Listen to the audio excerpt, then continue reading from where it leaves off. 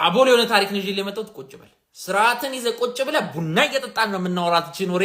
ዛሬ ይዤ መጣሁት ለረጅም ጊዜ ስጠይቅ የነበረው በ17 ዓመቱ ነክሶ ለ50 ምናምን ዓመት በላይ ጅማን ያስተዳደረውን አስገራሚውን ንጉስ ጅማ አባ ጅፋር ነው ይዤ መጣሁት። ጅማ አባ ጅፋር እንግዲህ በ17 ዓመቱ ነክሶ የጅማን ኢኮኖሚ ያንሰራራ ያሳደገ ጅማ ማወቅ ያለባችሁ ነገር ሁለት ጅማ አባ ጅፋሮች ናቸው የመረዋት ሁለት ናቸው። ይሄ ሁለተኛው ጅማ አባ ጅፋር ነው። የመጀመሪያው አባ ጅፋር አለ። እሱ ምንድነው ጅማን የመሰረተ ከተማዋ ብቻ ለጅምሽ ጅማ አንተ እኮ ከተማው ብቻ ነው የምታውቀው። ከተማው ዙሪያ ያለው ቦታም ጅማ ነው ያ እና እሷን የመሰረተው ጅማ አባ ጅፋር ፈርስት አለ። አሁን የምናወራው ግን በደንብ ታዋቂ ስለሆነ ጅማ አባ ጅፋር ዘሰከንድ የሚባለውን ወይም ደግሞ ሁለተኛውን ጅማ አባ ጅፋርን ነው። ይህ ሰው ለህዝቡ ለወታደሩ ሲል በጣም ጥንቁቅ ነው። ከመነግራችሁ በላይ ነገሮችን ካልኩሌት አድርጎ ነው የሚያደርገው። የሱ ህዝብ ተርቦ አያርም ነው የሚባለው። ኢኮኖሚውን ከማሳደጉ የጅማን ኢኮኖሚ ከዝንጀሮም ጋር ይነግዳል፣ ችግር የለበትም። ራሱንና ህዝቡ ማጠንቀር ላይ በደንብ ጎበዝ ነው። በደንብ ነው የሰራው። የጅማ ህዝብ ተርቦ አያርም ነው የሚባለው በሱ ሰዓት አስቡ፣ በዛ ጊዜ ማለት ነው። እና በደንብ ኢኮኖሚ ላይ ሰርቷል። በዛ ላይ ዲፕሎማሲና ፖለቲካ በደንብ የገባው ሰው ነው። ከልጅነቱ አንባቢ ነበር ነው የሚባለው። በደንብ ቁርአን እየቀራም ነው ያደገ ሰው ነው።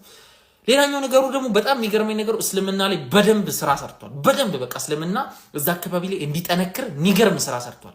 ሌላኛው ደግሞ በጣም የሚገርመኝ ባህሪው የራሱን ህዝብ ለመጥቀም ከፈለገ ራሱንና ህዝቡን ለመጥቀም ያነዳል። አንተን በቁምክ ማለት አንተን አሳልፎ ለመስጠት ወደኋላ አይልም። የራሱ ወታደር አንድ ወታደር እንዲጎል አይፈልግም። የራሱ ሰው አንድ እንዲሞት አይፈልግም። የሌላው ይዶንኪ ለምን አታልቅም። ነገር ግን የራሱን ሰው እንዴት አድርጎ እንደሚጠብቅ በጣም የሚገርመኝ እኔ ማለት ሰው ራሱን ህዝብና ግዛቱን ለማስጠበቅ የሚሄድበት ልንገራቸው። አፄ ምኒልክ እንግዲህ ግዛቱን እያስፋፋ መጣ። በዚህ ሰዓት ላይ ነው የመጣው፣ ገና ነው። እሺ በግዛቱን በሚያስፋፋ ሰዓት ላይ ከፋ በዙሪያ ያሉት በጅማ ዙሪያ ያሉት ከፋ፣ ሀዲያ፣ ወላይታ ምናምን እምቢ አሉ፣ አንገብርም አሉ።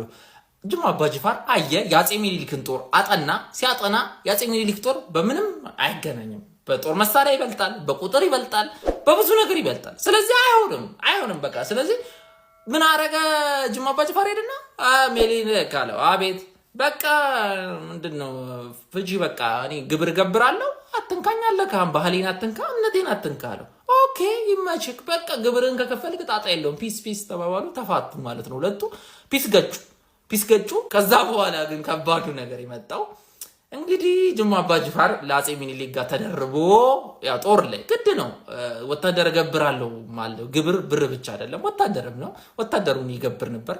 በአርሲ ጦርነት ላይ በጣም የደበረው አርሲ ጦርነት ላይ፣ በከፋ ላይ፣ በወላይታ ጦር ላይ፣ በዋነኝነት ደግሞ ካውጦና አማቹ ነው። እሺ ባይዚ አማቾች ናቸው። ከካውጦና ጋር የወላይታው ንጉስ ጋር ጅማ አባ ጅፋርና ካውጦና ላስ ሚልቻ ያደረገው እሱ ነው።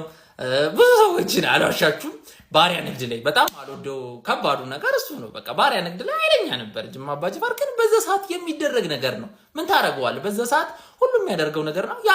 የሀገሩን ኢኮኖሚ ህዝቡን ለመጥቀም አደረገው። ያንን ነገር ለራሱም ጥቅም ነው። ያው ለህዝቡ ብቻ አይደለም፣ ለራሱም ለሀገሩም አደረገ። አቅም ቢኖረው አይ ቲንክ ይዋጋል ጅማ አባ ጅፋር። ያን ያህል ፍቅር የለውም ለአቢሲኒያ ነገስታቶች ፍቅር የለውም። ብዙ ጊዜ ከአፄ ምኒልክ ጋር ተጣልቶ ራሱ ያስረዋል። አፄ ምኒልክ ነገር ነው፣ አይስማሙም። ግን ግድ ነው በቃ። ከዛ ጅማ አባ ጅፋር 50 ምናምን ዓመት ጅማ ሳትነካ ባህሏ እምነቷ ሳይነካ አስከብሮ መራ ጅማን። ከዛ በኋላ ግን ልጁ ተተካ።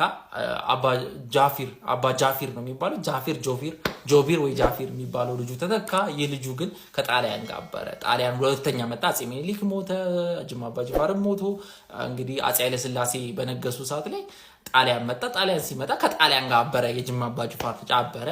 አፄ ኃይለሥላሴ ተመልሶ ወደ ኢትዮጵያ ከጣሊያን አባሮ ሲመለስ አየው አንቺ ቀዳሽን አንቺ ስኒች ምናምን አለላ እዝር ቤት ወርወር። ከዛ በኋላ የጅማ ማለት በቃ ጅማ አባ ጅፋር ከሞተ በኋላ ጅማ በአጠቃላይ ራሷን የቻለች ሀገር እንደ ሀገር አይነት ሆና አታውቅም። ይመቻችሁ እንግዲህ ጅማ አባ ጅፋር ጥሩም መጥፎም ለህዝቡ በጣም ጥሩ፣ ለሌሎች ደግሞ ብዙ ክፉ በሚባል የሚወሰድ ነው። ነገር ግን ደግሞ አይ ሪስፔክት ህዝብን ለመጠበቅ የሄደበትን ርቀት አከብረዋለሁ። መልካም